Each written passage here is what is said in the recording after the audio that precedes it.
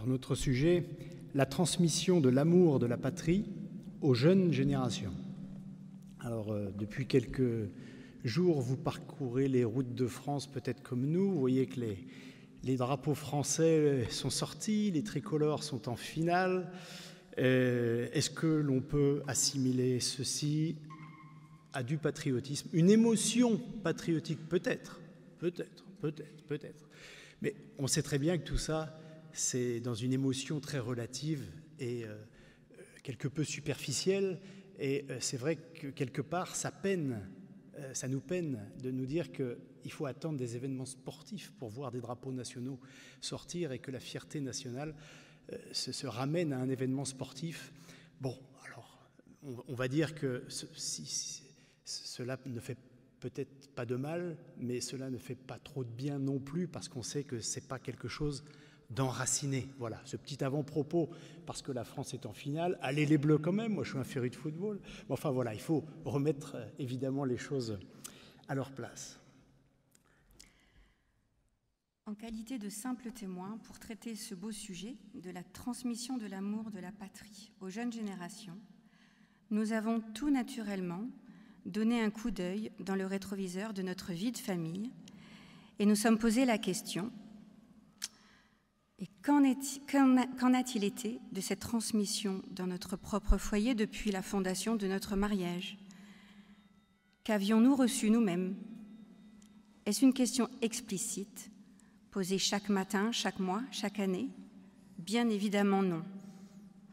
Alors comment cet amour de la patrie est-il effectivement et concrètement transmis aux enfants et plus largement aux jeunes qui nous entourent? En fait, vous connaissez sans doute la réponse avant même que l'on ait posé la question. Nous nous attachons à cultiver par notre vie de foi et malgré toutes nos faiblesses, l'amour de Dieu et de notre prochain. Et dans ce même élan, nous entretenons l'amour de la France. En outre, fille aînée de l'Église, ce qui rapproche singulièrement l'amour de Dieu et de l'Église de l'amour de la patrie. On peut sans doute parler d'une transcendance de la grâce du Seigneur sur notre identité naturelle. Monseigneur Enrique Raoult, évêque argentin de Mar del Plata, dans les années 1955, écrivait un article sur la théologie de la patrie comportant ce passage. Jésus-Christ ne nous commande-t-il pas d'aimer ceux qui sont les plus proches? Amour de préférence, non exclusif, amour qui doit être lié à l'amour de l'humanité et à l'amour de la patrie céleste. De toutes les façons, et pour décomplexer tout le monde, le pape Saint Pie X a eu cette phrase qu'on peut considérer comme étant assez définitive: si le catholicisme était ennemi de la patrie, il ne serait pas une religion divine. Et pense sur le bec des esprits chagrins modernistes, souvent catholiques, de la fin du XIXe siècle à nos jours, qui veulent tenter d'asséner que la notion de patrie est un concept égoïste, rétrograde, archaïque, voire fasciste et raciste, car prétendument replié sur soi et nécessairement contraire à l'universalisme du catholicisme. Nous reprenons donc le fil de notre regard dans le rétroviseur de notre vie familiale et nous pensons que Dieu et la patrie dans notre vie familiale quotidienne sont des apporteurs communs d'affaires heureuses, et si nous voulons donner Dieu à nos enfants, nous donnons dans le même temps, dans un élan naturel et surnaturel, l'amour de la patrie. Les patries célestes et terrestres ne s'opposent pas, bien au contraire. Pourquoi les chrétiens, les catholiques notamment, sont-ils de grands pourvoyeurs de patriotes? Car la religion chrétienne est la religion de l'incarnation. Jésus lui-même n'est-il pas venu en Palestine en un temps donné sous le règne de l'empereur Tibère? Il est facile d'aimer 5 à 600 millions de Chinois que l'on ne connaîtra jamais. Il est beaucoup plus difficile d'aimer celui qui vit à côté de nous, celui qui est lié à nous par des liens d'obligation, de sang ou de travail. Notre première réflexion a été de faire le constat que la transmission de l'amour de la patrie aux jeunes générations passe donc nécessairement par la contestation ferme et formelle de toute utopie universaliste qui contredit l'enracinement, la filiation et l'héritage. Or, malgré les échecs du communisme, du nazisme et du libéralisme, les utopies universalistes, comme encore aujourd'hui le transhumanisme, sont encore largement courues et enseignées dans la société, et toute velléité de transmission de l'amour de la patrie engendre inéluctablement l'exemple ou l'enseignement en famille de l'esprit critique, de l'esprit de résistance, voire de l'esprit de sacrifice oblatif.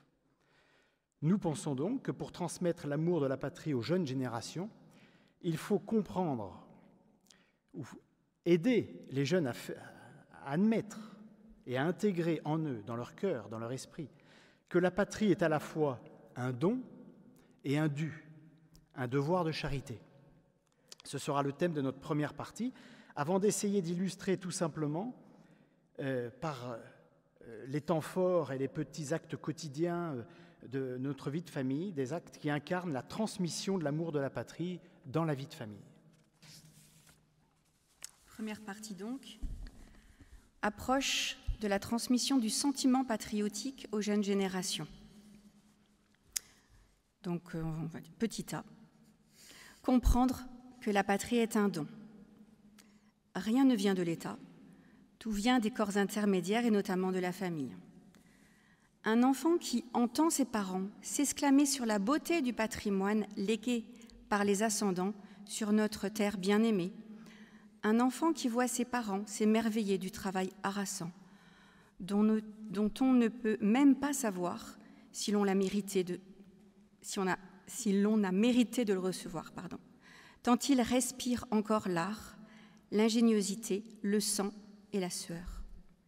Cet enfant reçoit en tout son être un héritage, comme il reçoit l'oxygène qu'il respire. Il prend conscience qu'il est héritier d'un lieu, d'une géographie, d'un cadre de vie, héritier d'une langue, d'une culture, d'un savoir-vivre, d'une cuisine, d'un drapeau tricolore, héritier d'un pays et de son histoire, héritier d'une patrie. On dit d'ailleurs d'un petit enfant en classe de maternelle qu'il s'équilibre et s'épanouit lorsqu'il sait se situer dans le temps et dans l'espace, c'est-à-dire qu'il prend ses repères dans la verticalité et l'horizontalité de la vie. De merveilleux auteurs politiques, lyriques ou poétiques ont déclamé cet accueil complètement naturel du don de la patrie, c'est-à-dire accueillir le fait de naître en une lignée et en un lieu sur terre que l'on n'a pas choisi. Aucun de nous n'a jamais choisi son lieu de naissance. La fameuse introduction en avant-propos du livre « Mes idées politiques » de Charles Maurras vaut d'être lu ou relu. Le petit poussin brise sa coquille et se met à courir. Peu de choses lui manquent pour crier « Je suis libre !» Mais le petit homme, au petit homme, il lui manque tout. Bien avant de courir, il a besoin d'être tiré de sa mère, lavé, couvert, nourri. Avant que d'être instruit des premiers pas, des premiers mots, il doit être gardé de risques mortels. Le peu qu'il a d'instinct est impuissant à lui procurer les soins nécessaires. Il faut qu'il les reçoive, tout ordonné d'autrui. Son existence a commencé par cet afflux de services extérieurs gratuits.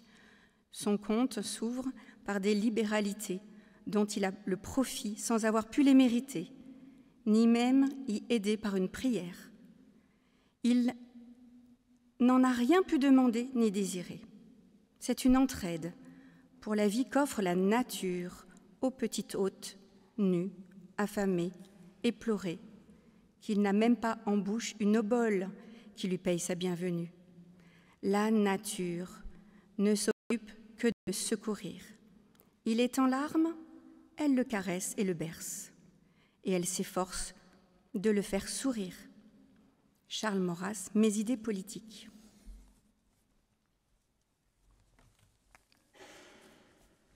Le petit de l'homme n'est donc sans posséder par lui-même les moyens qui lui permettront de se développer. Tout homme naît donc avec une dette qu'il ne remboursera qu'en transmettant à son tour ce qu'il a lui-même reçu, comme nous disait tout à l'heure sœur Jeanne Thérèse. Ceci nous fait comprendre que les hommes, n'étant pas des individus isolés et errants à travers l'espace et le temps, leur enracinement est une nécessité absolue, sous peine de mort. Chaque personne a un besoin vital d'une éducation et d'une vie en collectivité, bénéficiant des biens créés, préservés et développés par les générations passées. Cet héritage forme la patrie que saint Thomas d'Aquin appelle, dans sa Somme théologique, le lieu de la naissance et de l'éducation. Dans un langage plus poétique, Charles Péguy appelle cet héritage les pauvres honneurs des maisons paternelles, dans son ouvrage Ève, écrit en 1913. Saint-Exupéry a cette bien jolie formule « Nous n'héritons pas de la terre de nos aïeux, nous l'empruntons à nos enfants ». Ce don de la patrie est donc naturel, et s'il peut être transcendé par la religion, il n'est pas réservé aux âmes pieuses.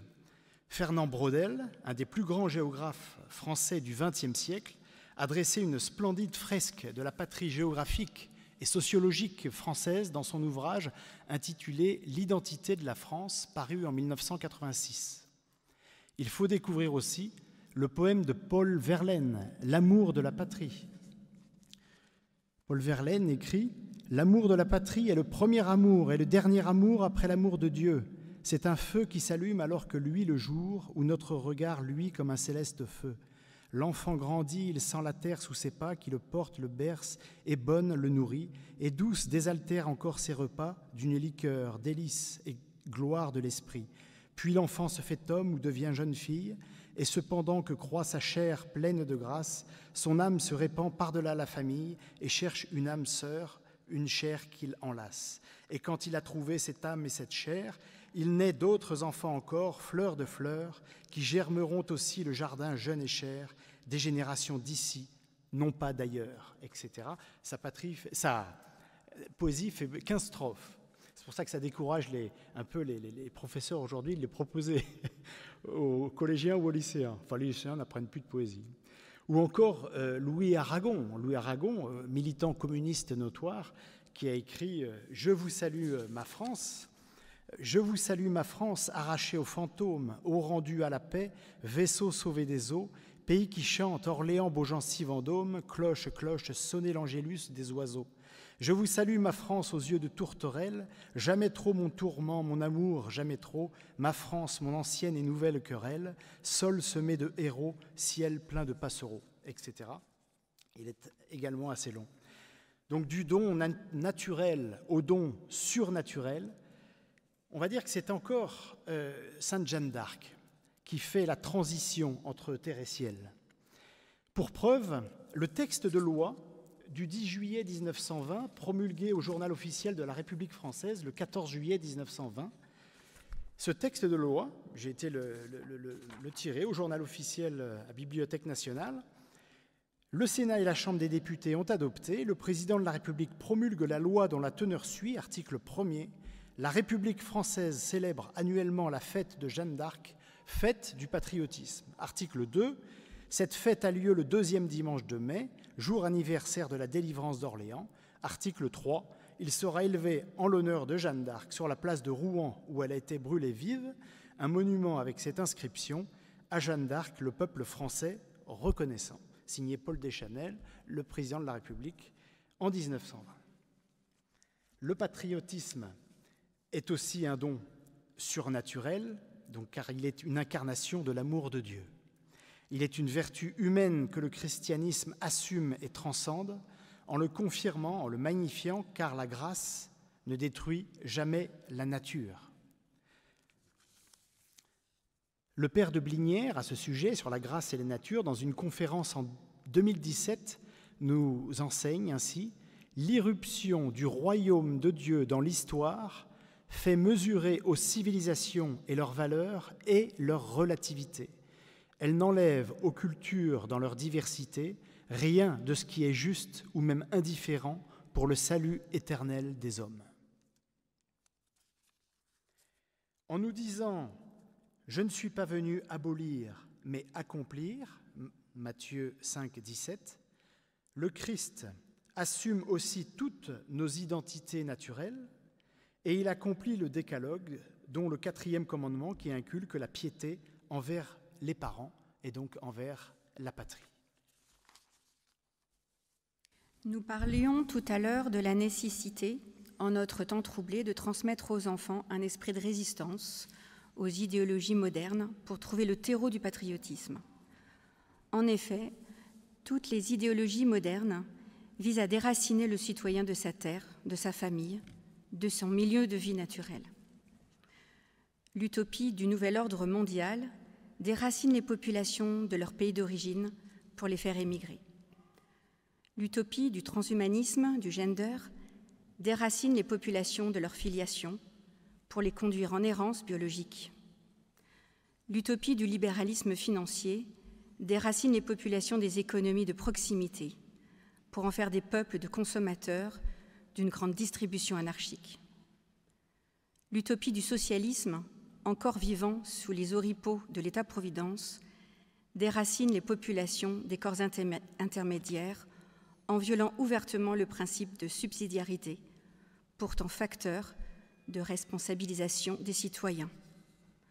Oserons-nous dire qu'une certaine utopie démocratique vient déraciner de la population l'apprentissage de la raison, pour ne la gouverner que sur les seules impressions du sentimentalisme et du sensationnalisme. Il faut donc en préambule, explicite ou implicite, contrer ce concert d'utopie pour que les jeunes générations puissent recevoir naturellement et surnaturellement le don de la patrie. Mais le chemin n'est qu'à moitié parcouru. Nous n'héritons pas de nos aïeux pour consommer, mais pour fructifier et redonner. C'est donc comprendre et faire comprendre que la patrie est un dû, un devoir de charité. Le catéchisme de l'Église catholique, numéro 2239, ne nous dit pas autre chose. Le devoir des citoyens est de contribuer avec les pouvoirs civils au bien de la société dans un esprit de vérité, de justice, de solidarité et de liberté. L'amour et le service de la patrie relèvent du devoir de reconnaissance et de l'ordre de la charité. La soumission aux autorités légitimes et le service du bien commun exigent des citoyens qu'ils accomplissent leur rôle dans la vie de la communauté politique. Nous avons donc le devoir d'enseigner clairement à nos jeunes que nous n'avons pas le droit de gaspiller cet héritage, nous n'avons pas le droit de le trahir ni de l'abandonner. Nous en sommes responsables devant nos histoires communes, devant ceux qui sont morts, surtout en ce centenaire de la commémoration de 1918, et devant ceux qui viendront après nous. Nous avons le devoir de transmettre à nos enfants une patrie libre, non diminuée et qui ne soit pas réduite en esclavage, car elle ne nous appartient pas. Nous n'avons pas le droit de brader quelque chose qui ne nous appartient pas. Dans des circonstances extrêmes, nous avons donc, par devoir de charité, de donner notre vie pour la défense suprême de la patrie, car la patrie n'est ni une association, un club ou un parti politique, c'est un bien supérieur que l'on ne peut nous arracher du cœur, comme la foi ne peut nous être arrachée du cœur. La patrie est une œuvre de charité et d'unité, car elle dépasse les classes sociales et tous les partis politiques. Saint Augustin disait « Aime tes parents et plus que tes parents ta patrie, et plus que ta patrie aime Dieu seul ». Ce devoir de charité peut donc aller très loin jusqu'au sacrifice. Lorsque le bien commun de la patrie exige le sacrifice de la vie, celui qui éprouve un arrachement en quittant sa famille, qui souffre de la séparation et pourtant la quitte pour accomplir son devoir, pour occuper sa place au combat, celui-là aime effectivement sa patrie, plus que sa famille qu'il aime pourtant affectivement. La patrie est un instrument au service de Dieu, et Dieu ne peut donc nous commander d'en faire un mauvais usage. La Sainte Église, dans le catéchisme de l'Église catholique, numéro 2242, nous donne le chemin à suivre. Le citoyen est obligé en conscience de ne pas suivre les prescriptions des autorités civiles quand ces préceptes sont contraires aux exigences de l'ordre moral, aux droits fondamentaux des personnes ou aux enseignements de l'Évangile. Le refus d'obéissance aux autorités civiles, lorsque leurs exigences sont contraires à celles de la conscience droite, trouve sa justification dans la distinction entre le service de Dieu et le service de la communauté politique. Rendez à César ce qui appartient à César et à Dieu ce qui appartient à Dieu, Matthieu 22, 21, ce qu'a magnifiquement exposé avec grande concision et clarté frère Jean-Régis. Il faut obéir à Dieu plutôt qu'aux hommes, Actes des Apôtres 5, 29. Tous les papes de la fin du XIXe siècle et du XXe siècle, au moment où germaient les utopies universalistes démoniaques, qu'on a citées tout à l'heure, socialisme, communisme ou national-socialisme, ont insisté sur l'importance de l'amour de la patrie comme antidote à ces poisons.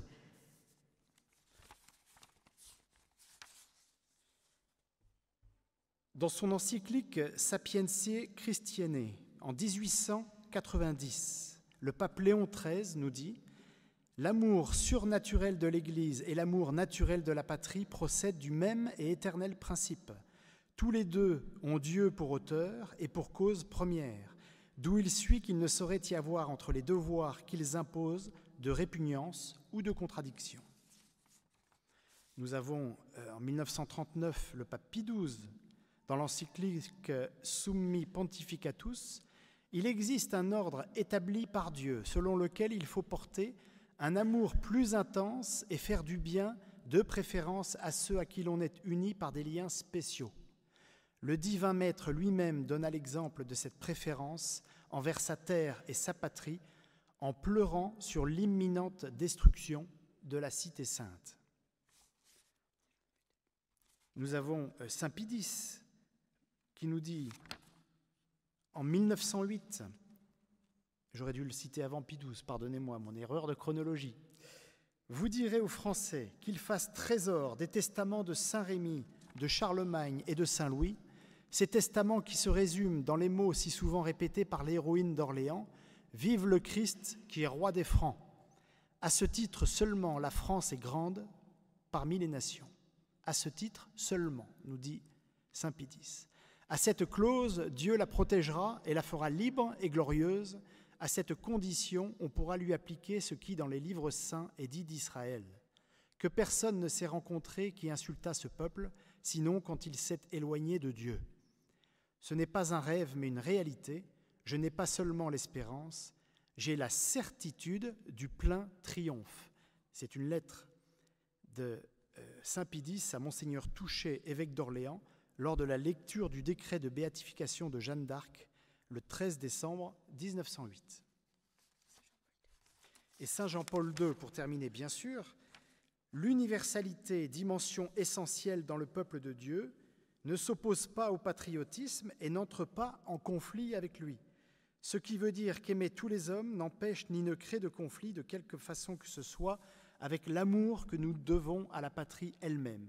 Au contraire, ajoute-t-il, il l'intègre en le renforçant par les valeurs qu'il possède, et particulièrement l'amour à sa propre patrie, si nécessaire jusqu'au sacrifice. Donc la deuxième partie, on aborde les fioriti de la transmission de l'amour de la patrie dans la vie de famille. Il est absolument certain, certifié et expérimenté par nombre de générations que l'amour de la patrie s'enracine dans la famille. D'où la question souvent angoissante de savoir si le patriotisme ne souffre pas naturellement de l'éclatement de la famille. Nous avons bien malheureusement tendance à penser que le divorce désoriente la jeunesse et marque sa filiation d'une blessure indélébile sur laquelle les apprentis sorciers surfent allègrement. Il convient donc, dans cette nasse, extrêmement désordonnée de la société d'aujourd'hui de garder le cap en famille. On peut citer, sans que cela soit totalement exhaustif, ni dans un ordre préférentiel, différents points. La culture de la discussion familiale, souvent au cours des repas, adaptée aux différents âges des enfants, permet la réinformation permanente et la résistance aux mensonges publics ou scolaires, destinés à saper l'esprit patriotique ou national. Malgré tout, certains événements du calendrier national, tels que les commémorations des 11 ou du 8 mai, 11 novembre du 8 mai, auxquels nous accompagnons les enfants sur la place du Foirail à Mende, restent des occasions favorables. La maman d'Anne-Isabelle a produit tout un travail de recherche et de compilation des souvenirs et des lettres des deux arrière-grands-pères de son côté. Donc, elle en a fait un fascicule pour chacun de ses petits-enfants, donc un recueil de toutes les lettres des arrière-grands-pères du front.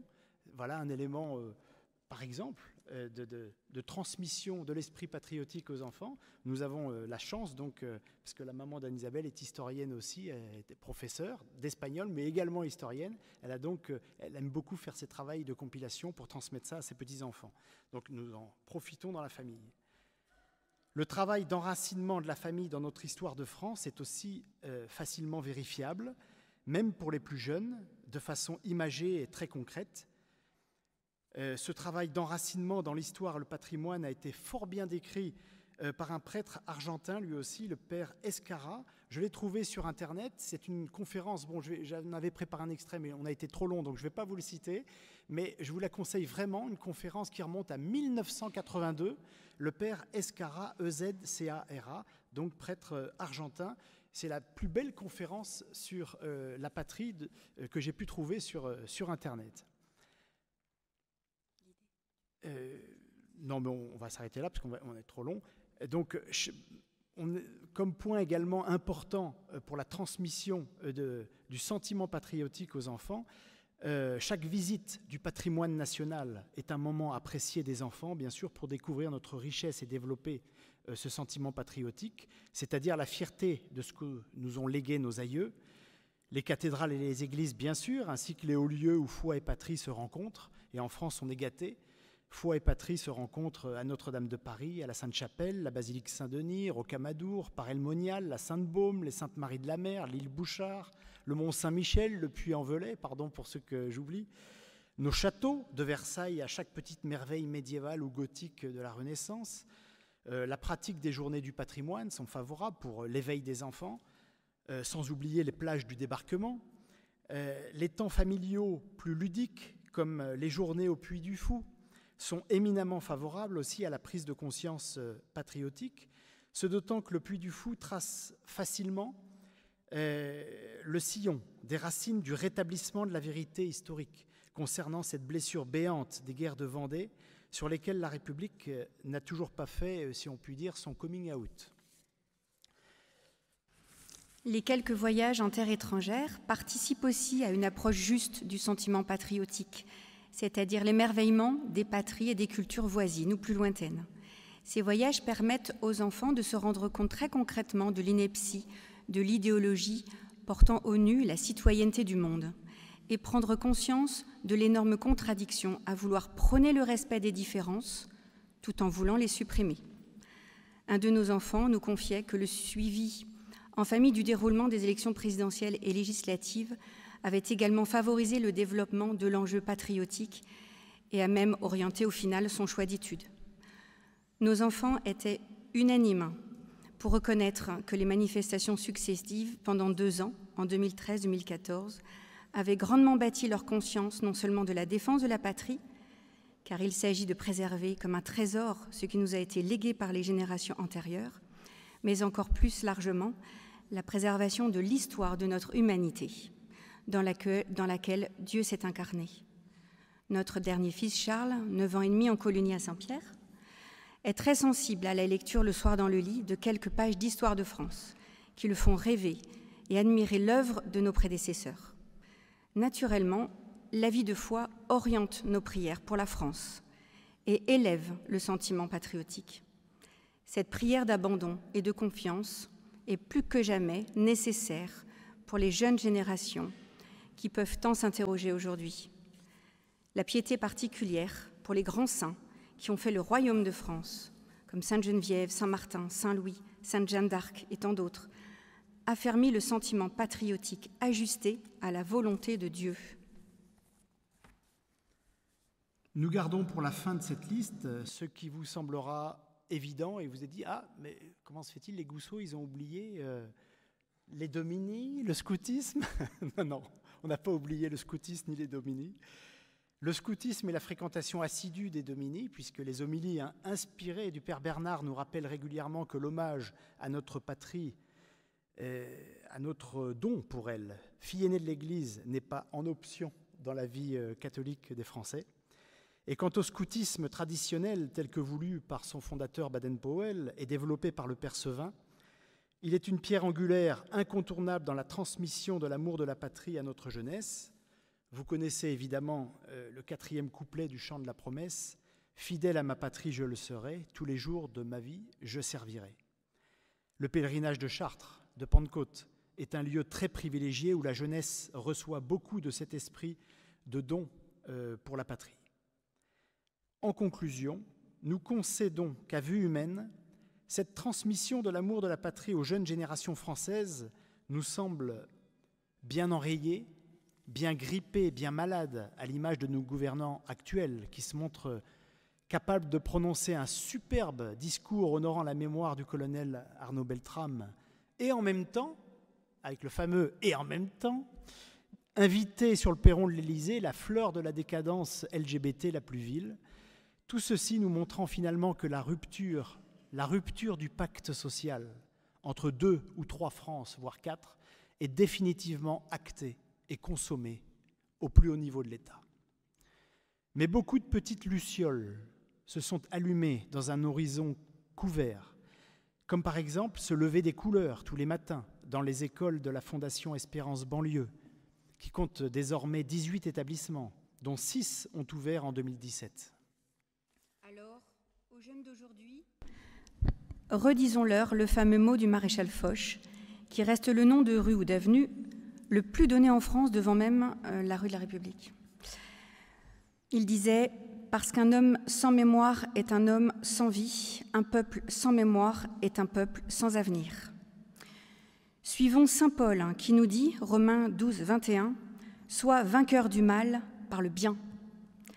Transcendant l'esprit patriotique, saint Jean-Paul II, à qui nous donnerons le mot de la fin, disait aux jeunes en 2002 « Au plus fort de la nuit, on peut se sentir apeuré et peu sûr, et l'on attend alors avec impatience l'arrivée de la lumière de l'aurore.